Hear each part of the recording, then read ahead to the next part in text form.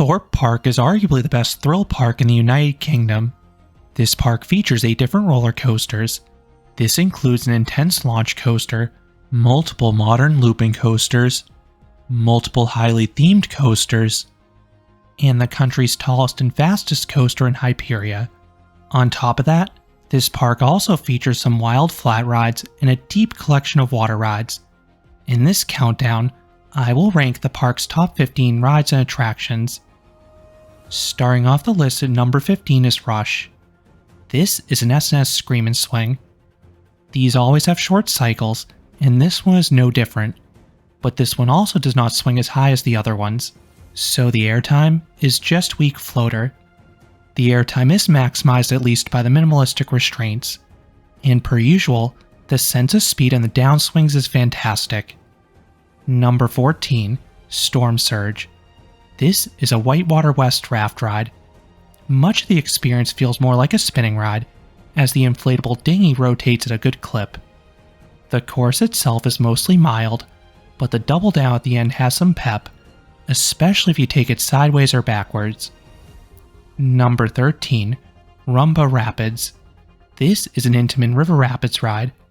It is shorter than the other versions out there, and there aren't too many rapids, but I like the secluded, well-landscaped course. Then, there's a fun tunnel and a wave machine towards the end that really gets the boat bouncing. Number 12, Tidal Wave. This is a jumbo shoot-the-chutes ride from Hopkins. Standing 8 stories tall, this one features a zippy plunge. Then the resultant splash is a spectacle both on and off ride. You just see a wall of water envelop you 1 second, and the next, you are soaked. Number 11, Vortex. This is a KMG Frisbee. There is some fine airtime if you're atop a swing, but this is not guaranteed. One of my rides was great. I was atop half the swings, but on a different one, I don't think I was at the apex of any swing. Then the downswings have some positive Gs to contrast those negative Gs. Number 10, Walking Dead the Ride. This is a bizarre indoor coaster from Vekoma. The theming makes the experience. It is so dark and atmospheric. There's a fine pre-show, and the exit path is essentially a haunt maze complete with actors. The coaster itself is not too crazy, but the drops and turns offer weak to okay laterals. And I like how there are some show scenes integrated into the experience. Number 9, Ghost Train. This is a creative dark ride experience. There is an elaborate story with multiple parts, and the experience relies heavily on live actors.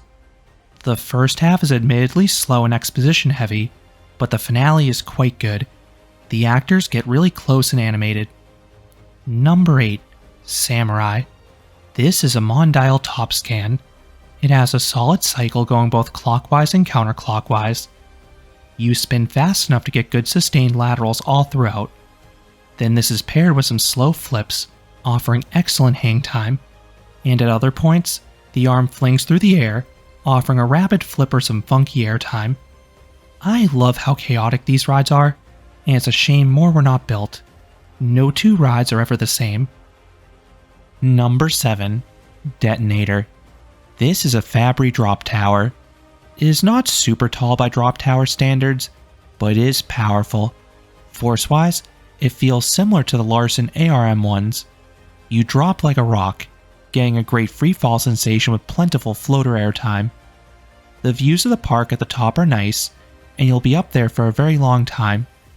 This would be super suspenseful, but there is a countdown that spoils the moment you drop.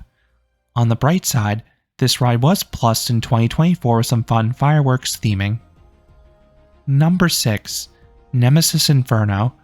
This is a B&M invert. It is one of the weaker ones, but it is still a good ride overall. It just doesn't have the scale or length of the other ones. The vertical loop is strong positive Gs. The 0G roll is decently floaty. The turns evocate a solid Gs. The 2 corkscrews have some fine whip. And I like the visuals along the way, especially that misty pre-lift when you pass through the volcano. Number 5, Colossus. This was the original Intamin 10 inversion coaster. The vertical loop and cobra roll offer nice Gs. The corkscrews have solid to good whip. Then, the final 5 heartline rolls offer awesome hang time. Some may find this repetitive, but I welcome all that hang time. It is a surreal experience rotating that slowly over and over again. While the over-the-shoulder restraints are not ideal, I at least did not get too much headbanging.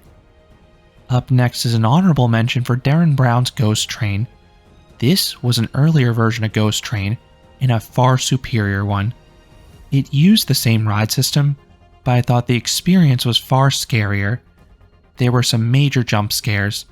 It may have been because I didn't know it had multiple components, and the shifting kept me on my toes. Then this version also effectively used VR headsets. The visuals they chose to show add a ton of suspense. And the actors were actually allowed to touch guests back then, which added another element of fear. Number 4. Saw the Ride. This is a horror-themed Gerstlauer Eurofighter. There's a clever dark ride bit at the start with some visual gags and thrills. Then the outdoor bit is wild. There is some wicked ejector airtime.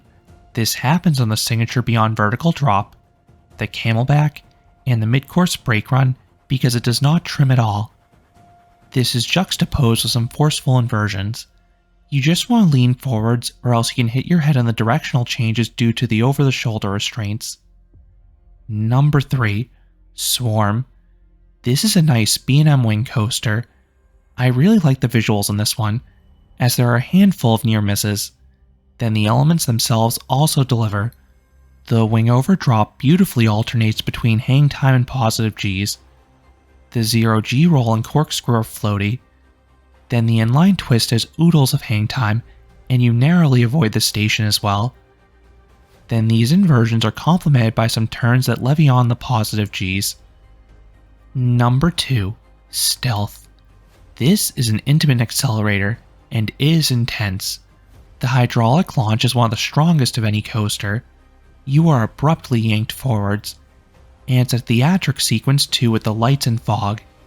Then, the top hat offers great ejector airtime, particularly in the back row, and that following camelback also offers a good burst of airtime.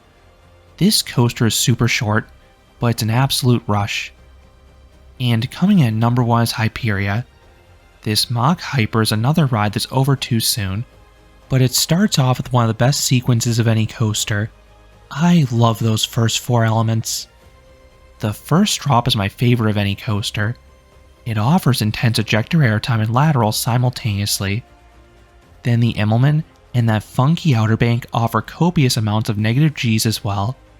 And the prolonged stall offers loads of hang time. You then hit a trim and have 2 very good bunny hills, but that is it. I love this layout's power and creativity. Every single ride left me breathless. Those are my 15 favorite rides and attractions at Thorpe Park. I absolutely love this park's coaster lineup. What are your thoughts on any of the rides I mentioned or may have missed? Let me know down in the comments.